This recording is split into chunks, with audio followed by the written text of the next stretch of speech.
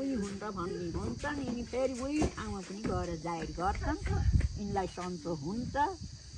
भनेर त्यहाँबाट उसिएर फेरि घिउ छैन ए बुढी आमा खुवा गएर घिउ लगाएर जाम घर धुपाल्ने घिउ छैन फेरि उतैबाट खुवा गएर आमालाई फोन गरेर म त गाई हेर्न आइछु भन्नु त्यहाँबाट लौ सातो हुन्छ लौ सातो वारेर भात पकाउँदै गर म आउँछु भनेर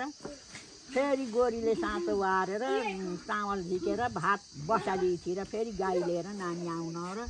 तरकारी पकाएर भात पकाएर खाएर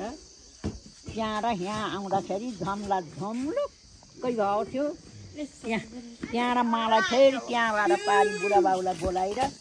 बुढाबाउ लिन आउन चिप्लाएर खर त्यहाँ त लगेर जान त्यहाँबाट फेरि त्यही गर कटाइ त्यहाँदेखि भक्कल यताउता गरेर के त उयो र भन्ने भइहाल्यो त्यो सन्चो भइहाल्यो त्यस्तो एक फेर फेरि यहाँ कान्छीतिर म गोरी भएर हेबा घमिर हेराउन गयौँ घमिर हेराउन गएर खुवातिर जति जुकाले ओहो बनमारा टिपेका छन् दहीका छन् म त अहिले कहिले आउने छैन भन्दा आइकिम नभन्दै अब जानै परेन त त्यता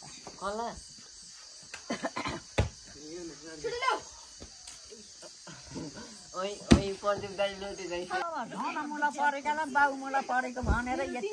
दुःख पाइएन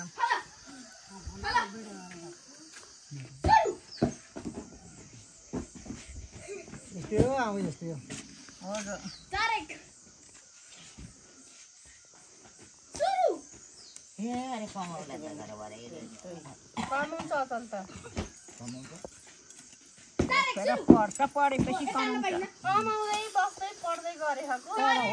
आफूलाई खाना बनायो आफ्नो ज्यान पाले तेरो ज्यान पाली छ अहिले त बाउले पालिदिनु मेरो ज्यान त 3-4 महिना भयो छैन म उतै छु